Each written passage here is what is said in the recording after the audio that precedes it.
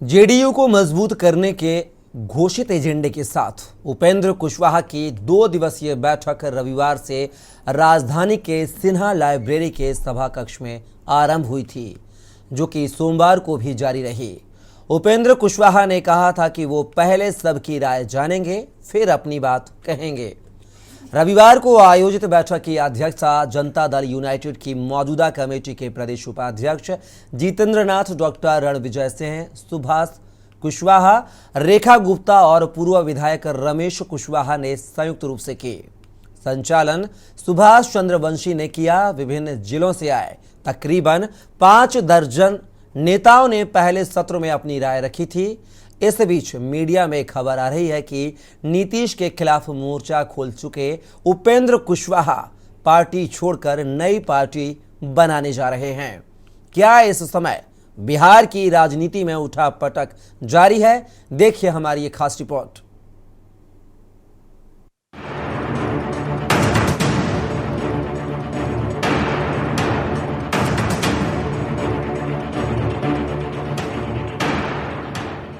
रविवार और सोमवार को बैठक में बिहार के विभिन्न जिलों से जनता दल यूनाइटेड के नेता और कार्यकर्ता शामिल रहे। सूत्रों से मिली जानकारी के मुताबिक उपेंद्र कुशवाहा नई पार्टी बनाते हैं तो उनका नाम जदयू से मिलता जुलता रहेगा। कुशवाहा की नई पार्टी समाजवादी विचारधारा पर आधारित होगी। यह भी कहा जा रहा है कि कुशवाहा बहुत जल्द एमएलसी पद से भी इस्तीफा दे सकते हैं। 2009 के बाद यह तीसरा मौका होगा जब कुशवाहा जनता दल यूनाइटेड छोड़ेंगे। दरअसल उपेंद्र कुशवाहा मुख्यमंत्री नीतीश कुमार की एक घोषणा से नाराज हैं। महागठबंधन का नेतृत्व कर रहे नीतीश कुमार ने लगभग 2 माह पहले घोषित किया था कि 2025 के असेंबली चुनाव में तेजस्वी यादव महागठबंधन का नेतृत्व करेंगे। जनता दल यूनाइटेड में खुद को नीतीश कुमार का उत्तराधिकारी के रूप में देख रहे ओबीसी लीडर उपेंद्र कुशवाहा की उम्मीदों को इससे धक्का लगा है। कुशवाहा पार्टी के अंदर बेहतर स्पेस नहीं मिलने से विकल्प की तलाश में है। खासकर तेजस्वी यादव के लीडरशिप को स्वीकार करने के लिए तैयार नहीं है। इन्हीं मुद्दों को लेकर उपेंद्र कुशवाहा लगातार नीतीश कुमार और जनता दल यूनाइटेड के अन्य बड़े नेताओं को बीते कुछ सप्ताह से टारगेट कर रहे हैं। कुशवाहा और बीजेपी के करीबी सूत्रों से मिली जानकारी के मुताबिक नई पार्टी बनती है तो उसका बीजेपी से अलायंस होगा। 2025 के बिहार विधानसभा चुनाव में दोनों साथ मिलकर लड़ेंगे। इससे पहले उपेंद्र कुशवाहा एनडीए 1 में भाजपा के साथ गठबंधन कर 2014 लोकसभा चुनाव जीतने के बाद केंद्रीय मंत्री रह चुके हैं। सूत्रों से यह भी जानकारी मिली है कि उपेंद्र कुशवाहा 2024 का लोकसभा चुनाव काराकाट सीट से लड़ना चाहते हैं। 2014 में एनडीए के सहयोग से इसी सीट पर जीत दर्ज कर वह लोकसभा पहुंचे थे, लेकिन 2019 में बीजेपी से अलग रहते हुए उनकी हार हो गई थी। कुशवाहा मानते हैं कि एनडीए उम्मीदवार के रूप में काराकाट की सीट जनता दल यूनाइटेड सांसद बाहुबली सिंह से वापस ले सकते हैं। नीतीश कुमार ने अलग होने के बाद बीजेपी बिहार में अलायंस पार्टनर की तलाश कर रही है। पार्टी की दरभंगा कार्यकारिणी बैठक में घोषणा की गई थी, अब नीतीश कुमार के साथ कभी बीजेपी नहीं जाएगी। उसके बाद बिहार में चिराग पासवान के लोक जनता पार्टी, रामविलास मुकेश साहनी की विकासशील इंसान पार्टी के बाद कुशवाहा की नई पार्टी को बीजेपी अलायंस पार्टनर्स रूप में देख रही है। भाजपा इस वजह से भी कुशवाहा पर दाव लगाने की सोच रही है कि नीतीश कुमार के कोर वोट में जो बिखरा हुआ है उसे कुशवाहा अपनी ओर खींच कर ला सकते हैं। उपेंद्र कुशवाहा ने अपने राजनीतिक पारी की शुरुआत बिहार के पूर्व मुख्यमंत्री कर्पूरी ठाकुर की पार्टी लोकदल के साथ की थी। बाद में नीतीश कुमार के साथ आ गए। उपेंद्र कुशवाहा देश के ऐसे नेताओं में शामिल हैं जिन्हें लोकसभा, राज्यसभा के साथ साथ विधानसभा, विधान परिषद में प्रतिनिधित्व करने का मौका मिला है। जैसा कि इन दिनों देखा जा रहा है कि बिहार की राजनीति में नीतीश कुमार गठबंधन को एकजुट रखने के लिए लगातार मशक्कत करते नजर आ रहे हैं, लेकिन अब उनकी पार्टी के उपेंद्र कुशवाहा ने बगावत का बिगुल फूंक दिया है। सोमवार को कुशवाहा ने औपचारिक रूप से जेडीयू से अलग होने की घोषणा की, जिसके बाद माना जा रहा है कि नए राजनीतिक ठिकाने का ऐलान कर सकते हैं। विधानसभा चुनाव के बाद मार्च 2021 में कुशवाहा ने अपनी पार्टी का जेडीयू में विलय करके नीतीश कुमार का दामन थामा था। लेकिन पार्टी में 2 साल भी नहीं रह सके। नीतीश से उनका मोह भंग हो चुका है। ऐसे में उपेंद्र कुशवाहा जेडीयू में क्या लेकर आए थे और अब हासिल क्या करके जा रहे हैं। उपेंद्र कुशवाहा अपने 3.5 दशक के सियासी सफर में कई उतार चढ़ाव भरे दौर देख चुके हैं। इस दौरान उपेंद्र कुशवाहा 2 बार जेडीयू छोड़कर नई पार्टी बना चुके हैं, लेकिन दोनों बार सियासी हिट विकेट हो गए और अब तीसरी बार नई राजनीतिक पारी खेलने के मूड में हैं। उपेंद्र कुशवाहा ने कहा कि 2 साल पहले जेडीयू में आया था, लेकिन अब नई राजनीति पारी शुरू कर रहा हूं। 2005 के बाद नीतीश विरासत को आगे बढ़ा रहे थे। उन्होंने शासन में अच्छे से काम किया। बिहार को खौफनाक मंजर से बाहर निकालने में उन्होंने पूरी ताकत लगा दी। बिहार बाहर आया, लोगों में अमन शांति कायम हुई, लेकिन उन्होंने अंत में बुरा कर दिया। अंत में अगर भला नहीं हुआ तो सब बुरा। उपेंद्र की नाराजगी की खबरें तब से आ रही हैं जब बिहार में महागठबंधन की सरकार बनने के बाद कुशवाहा को कोई मंत्री पद नहीं मिला था। माना जा रहा है कि कुशवाहा को उम्मीद थी कि कैबिनेट विस्तार में उन्हें डिप्टी सीएम बनाया जाएगा, लेकिन नीतीश कुमार ने साफ कर दिया कि कोई दूसरा डिप्टी सीएम नहीं होगा।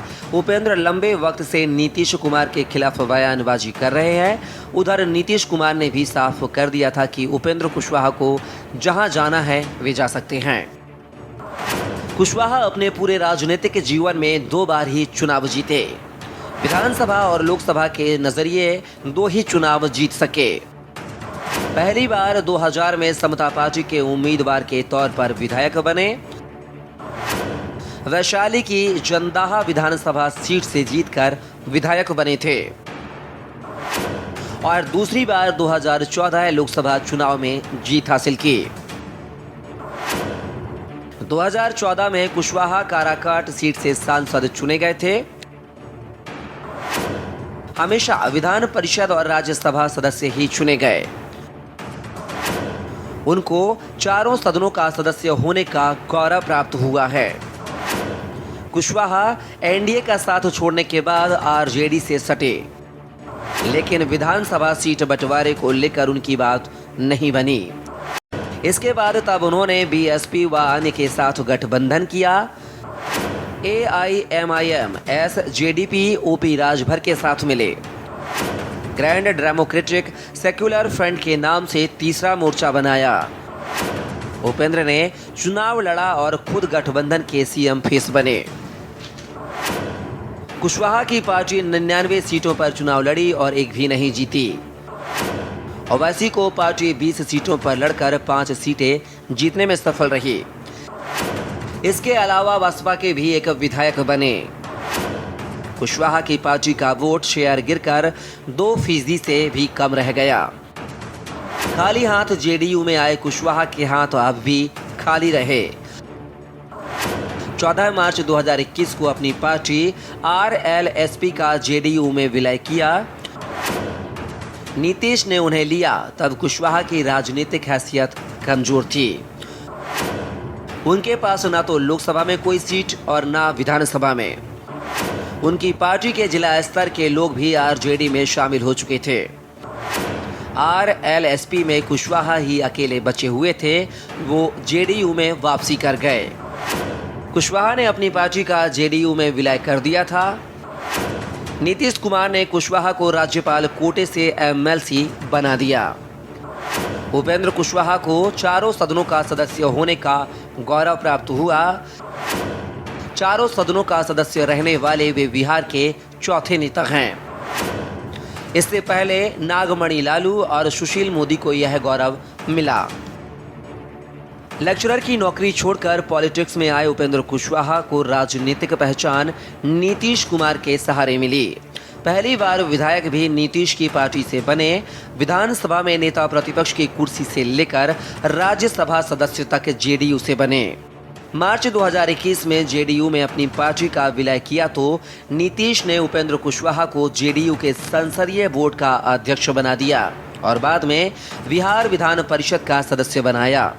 लेकिन उनकी एक बार फिर पद से जुड़ी राजनीतिक महत्वाकांक्षा ने ही नीतीश कुमार से दूरी की वजह माना जा रहा है।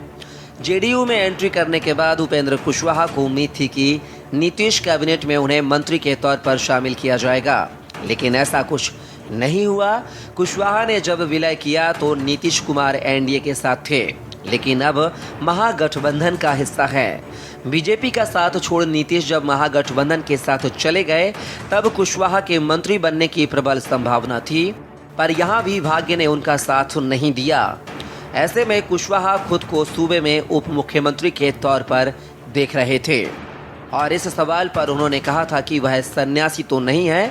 कुशवाहा के डिप्टी सीएम बनाए जाने की चर्चा तेज हो गई थी, लेकिन नीतीश कुमार ने उसे भी इनकार कर दिया। नीतीश कुमार ने बिना पूछे डिप्टी सीएम के मुद्दे पर बयान दिया था कि उनकी ऐसी कोई योजना नहीं है और बिहार में तेजस्वी यादव के अलावा दूसरा उप मुख्यमंत्री नहीं होगा।